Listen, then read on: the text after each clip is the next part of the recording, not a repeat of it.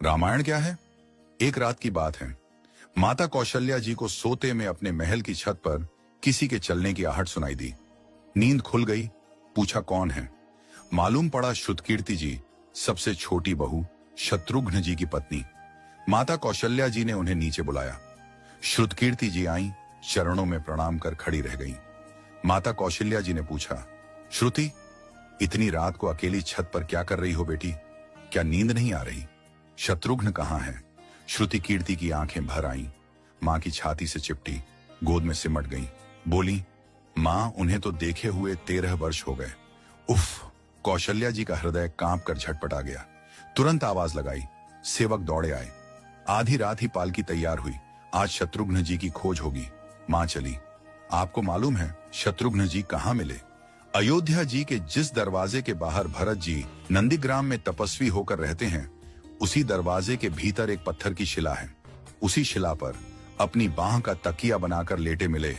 मां सिराहने बैठ गईं, बालों में हाथ फिराया तो शत्रुघ्न जी ने आंखें खोली। मां! उठे, चरणों में गिरे। मां, आपने क्यों कष्ट किया? मुझे बुलवा लिया होता। मां ने कहा, शत्रुघ्न यहां क्यों? शत्रुघ्न जी की रुलाई फूट पड़ी। बोले, मां, भैया राम जी पिताजी की आज्ञा से वन चले गए। भैया लक्ष्मण जी उनके पीछे चले गए। भैया भरत जी भी नंदीग्राम में हैं। क्या ये महल, ये रथ, ये राजसी वस्त्र विधाता ने मेरे ही लिए बनाए हैं? माता कौशल्या जी निरुत्तर रह गई। देखो क्या है ये राम कथा। ये भोग की नहीं, त्याग की कथा है। यहाँ त्याग की ही प्रतियोगिता चल रही है और सभी प्रथम हैं। कोई पीछे नहीं रहा। चारों भाइयों का प्रेम और त्याग एक दूसरे के प्रति अद्भुत, अभिनव और अलौकिक है। रामायण जीवन जीने की सबसे उत्तम शिक्षा देती है। भगवान राम को 14 वर्ष का वनवास हुआ तो उनकी पत्नी सीता मैया ने भी सहर्ष वनवास स्वीकार कर लिया। परंतु बचपन से ही बड़े भाई की सेवा में रहने वाले लक्ष्मण जी कैसे राम जी से दूर हो जाते?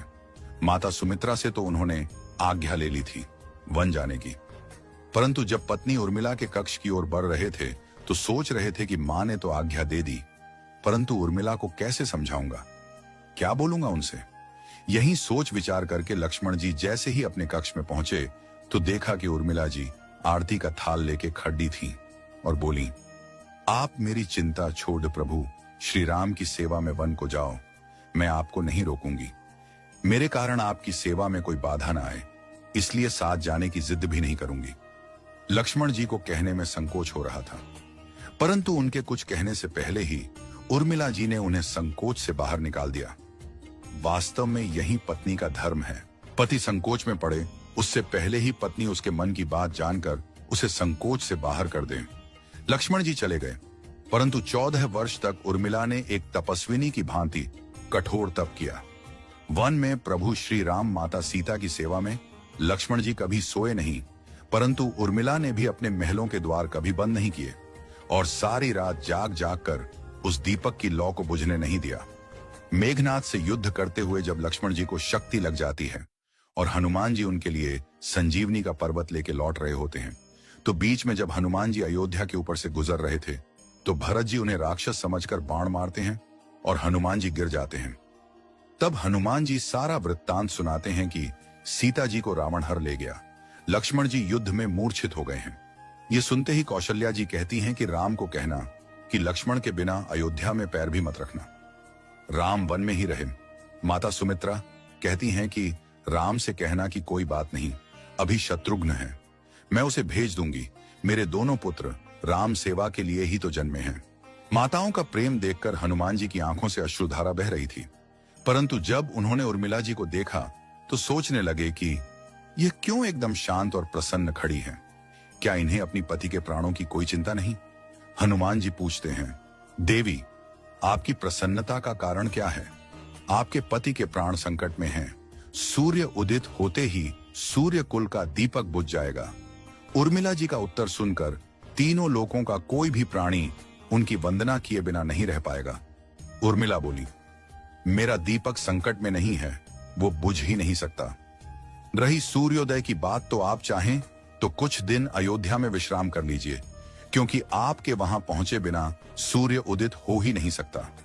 आपने कहा कि प्रभु श्री राम मेरे पति को अपनी गोद में लेकर बैठे हैं। जो योगेश्वर प्रभु श्री राम की गोदी में लेटा हो, काल उसे छू भी नहीं सकता। यह तो वो दोनों लीला कर रहे हैं। मेरे पति जब से वन गए हैं तब से सोए नहीं हैं। उन्होंने न सोने का प्रण लिया था, इसलिए वे थोड़ी देर विश्राम कर रहे हैं, और जब भगवान की गोद मिल गई तो थोड़ा विश्राम ज्यादा हो गया। वे उठ जाएंगे। और शक्ति मेरे पति को लगी ही नहीं, शक्ति तो प्रभु श्री राम जी को लगी है। मेरे पति की हर श्वास में राम है, हर धड़कन में राम, उनके रोम रोम में राम है, उनके खून की बूंद बूंद में राम है। और जब उनके शरीर और आत्मा में ही सिर्फ राम है तो शक्ति राम जी को ही लगी, दर्द राम जी को ही हो रहा। इसलिए हनुमान जी आप निश्चिंत होके जाए, सूर्य उदित नहीं होगा।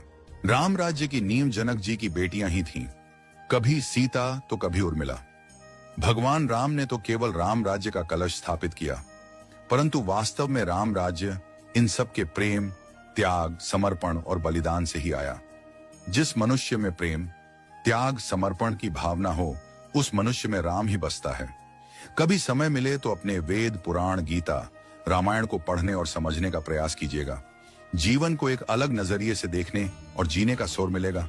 लक्ष्मण सा भाई हो, कौशल्या माई हो, स्वामी तुम जैसा मेरा रघुराय हो, नगरी हो अयोध्या सी, रघुकुल सा घराना हो, चरण हो राघव के जहां मेरा ठिकाना हो त्याग भरत जैसा, सीता सी नारी हो, लवकुश के जैसी संतान हमारी हो, श्रद्धा हो श्रवण जैसी, सबरी सी भक्ति हो, हनुमत के जैसी निष्ठा और शक्ति हो। ये रामायण है, पुण्य कथा श्री राम की। जय जय श्री राम।